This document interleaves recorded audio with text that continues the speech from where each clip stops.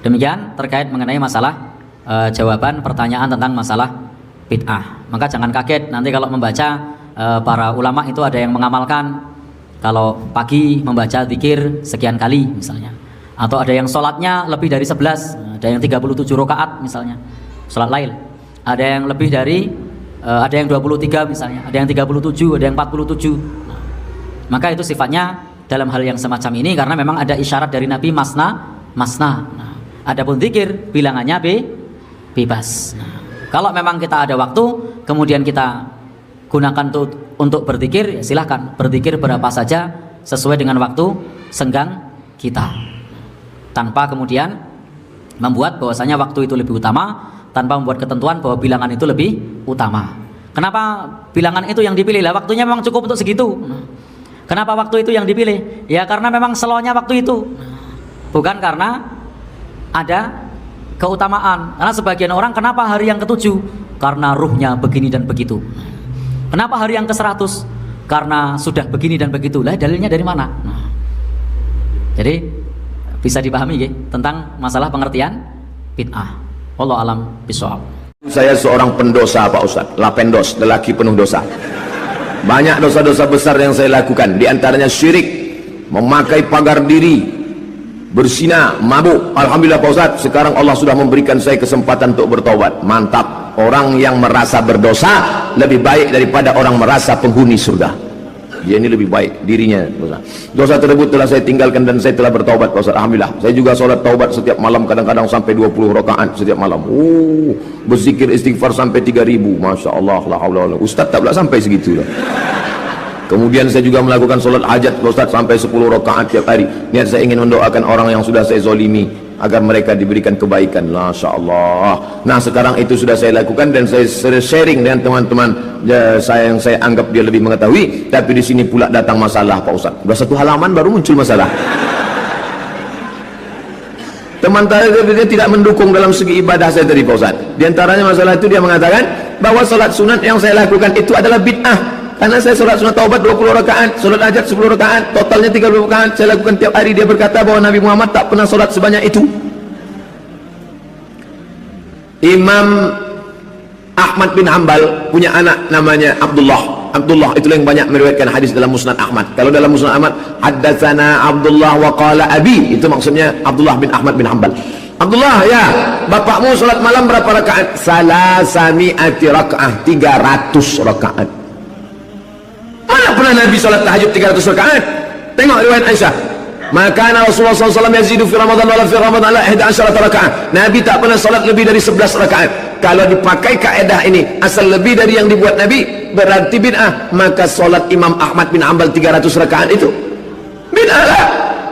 Nabi punya anak namanya Fatimah radhiyallahu anha. Fatimah punya anak namanya Husain. Husain punya anak namanya Ali. Husain punya anak namanya Ali. Nama datuknya Ali, nama anaknya Ali. Tapi dia punya gelar As-Sajjad. Kenapa disebut Sajjad? Sajjad diambil dari sujud, karena sehari dia sujud 1000 kali. 1000 rakaat dia sujud. Maka disebut dengan Zainal Abidin As-Sajjad. Jadi kaedah asal lebih. Yang tak boleh itu sholat zuhur 5 rakaat. Betul tak boleh. Kalau mau keluar dari khilaf ini, sholat sunat taubat 2 rakaat, sisanya kau buat tahajud perbanyak tahajud. Sholat hajat 2 rakaat, sholat taubat 2 rakaat, sisanya perbanyak tahajud. Bahwa zikir istighfar yang saya lakukan setiap malam sebanyak 3000 kali lebih, kata dia, itu tak ada diajarkan Nabi. Abu Hurairah sebelum tidur malam alfa uqdah 2000 simpul. Subhanallah, subhanallah, subhanallah, subhanallah, subhanallah. Di mana bisa kami tengok ini Pak Ustaz? Syiar A'lam An-Nubala ditulis oleh Imam Az-Zahabi dalam biografi Abu Hurairah. Abu Hurairah sebelum tidur malam 2000 simpul. Subhanallah. Mana pernah dibuat Nabi? Apa salahnya? Tak salah. Perbuatan itu baik. Tolong saya Pak Ustaz, gimana jawaban? Udah saya jawab tadi dah. Kenapa kita tak boleh beribadah solat sunat zikir banyak Pak Ustaz? Siapa bilang tak boleh? Baca buku 37 masalah populer. Download di Play Store. Buka Play Store, tulis 37 masalah populer, download. Mau saya print aja Pak Ustaz, cetak lah. Saya jual Pak Ustaz, jangan. Apakah benar yang disampaikan kawan saya tadi? Tak betul kawan kamu. Tak khatam kajinya. Maaf kalau saya sudah mengumbar ibadah saya. Tak apa-apa, saya tak tahu punya siapa. Nama tak ada, kecuali dibuatnya ini nomor HP saya Pak Ustaz, ini alamat, itu baru. Ini dia kan sedang cerita, kita pun tak tahu dari mana. Dan jamaah pula jangan cari-cari nanti tulisan siapa nih.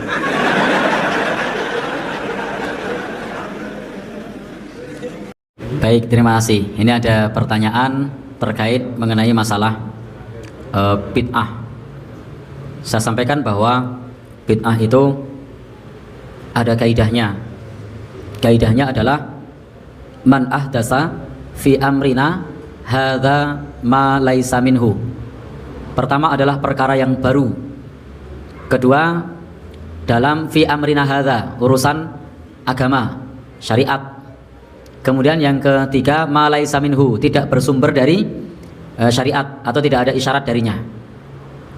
Maka kalau perkara itu baru dan bukan urusan agama, maka bukan bid'ah. Kipas angin misalnya, mikrofon misalnya. Karena bid'ah itu hanya fi amrina hadza, dalam urusan agama, bukan urusan yang lain. Itu sudah dijelaskan dalam hadis Nabi. Kemudian juga yang dilakukan oleh khalifah yang 4 itu juga bukan bid'ah.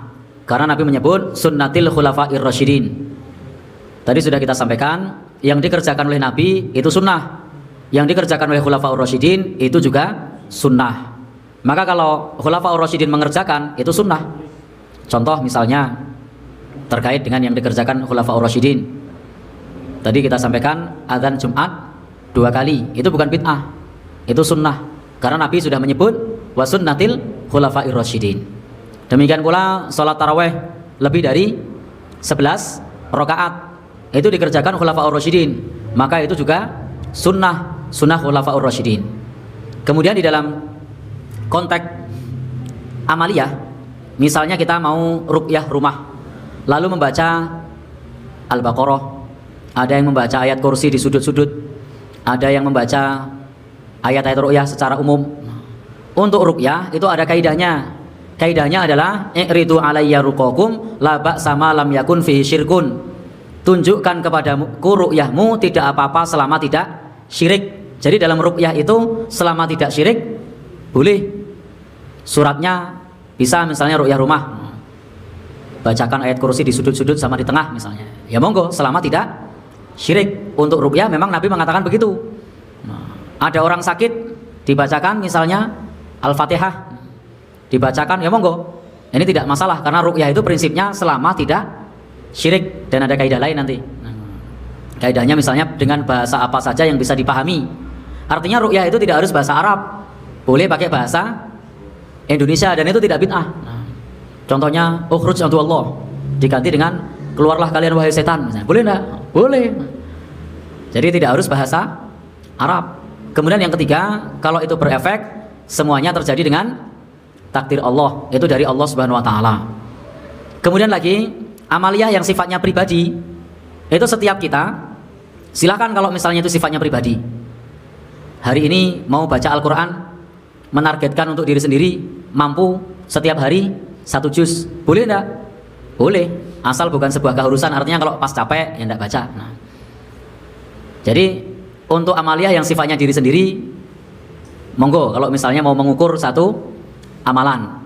Misalnya saya hari ini akan istighfar berapa kali misalnya. Sak kesele, monggo. Wah ini ada waktu nih, sekitar 30 menit. Saya mau gunakan membaca istighfar. Cukup nih untuk 100 kali. Boleh enggak? Ya boleh. Karena ini sifatnya pribadi. Tapi kalau kemudian menentukan setiap pagi sebelum masuk kantor membaca istighfar 100 kali, caranya seperti ini, syaratnya begini, lah tidak boleh. Jadi bedakan antara zikir yang sifatnya pribadi, kemudian mengazamkan secara pribadi, dengan sesuatu yang kemudian diumumkan ke publik, itu beda. Maka yang diumumkan ke publik itu satu, dia ketika tidak ada jenis, jangan tentukan jenis.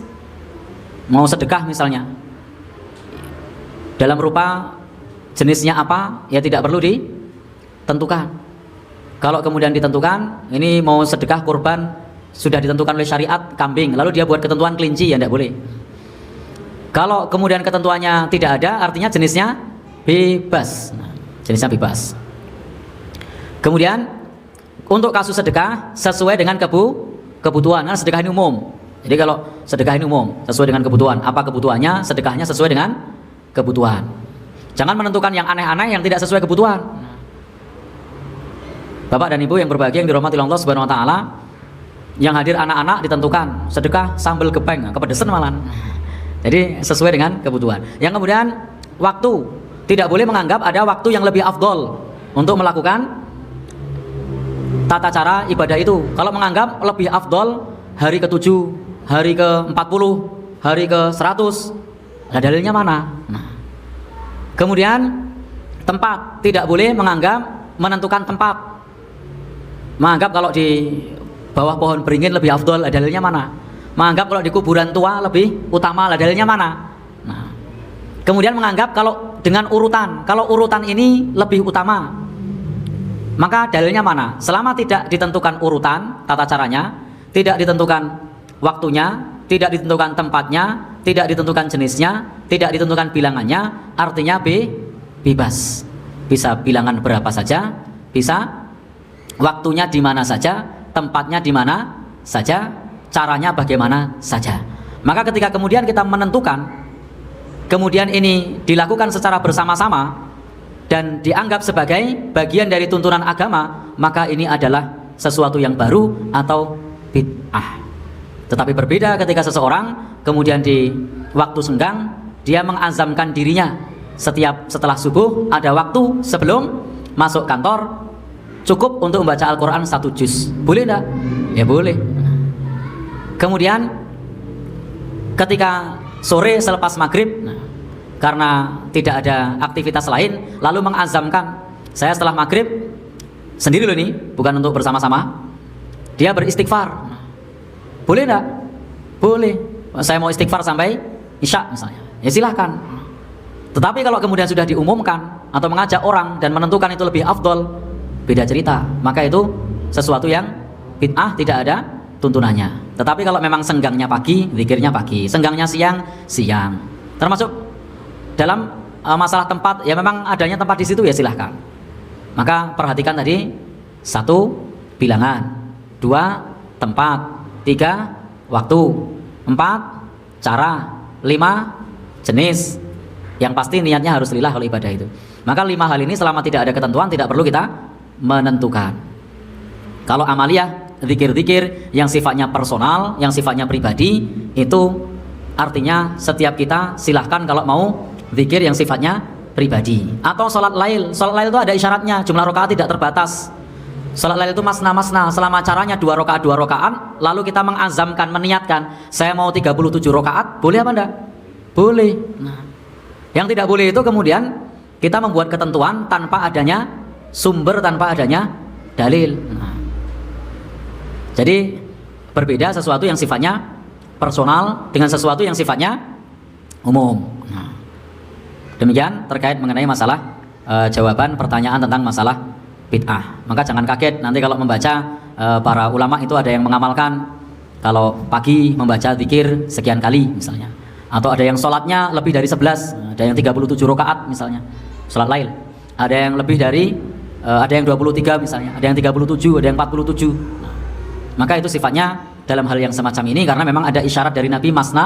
Nah, adapun zikir bilangannya bebas. Nah, kalau memang kita ada waktu kemudian kita gunakan untuk berzikir, silahkan berzikir berapa saja sesuai dengan waktu senggang kita, tanpa kemudian membuat bahwasanya waktu itu lebih utama, tanpa membuat ketentuan bahwa bilangan itu lebih utama. Kenapa bilangan itu yang dipilih? Lah waktunya memang cukup untuk segitu. Kenapa waktu itu yang dipilih? Ya karena memang slownya waktu itu, bukan karena ada keutamaan. Karena sebagian orang, kenapa hari yang ke-7? Karena ruhnya begini dan begitu. Kenapa hari yang ke-100? Karena sudah begini dan begitu. Lah dalilnya dari mana? Jadi bisa dipahami ya, tentang masalah pengertian bid'ah. Wallahu alam bishawab.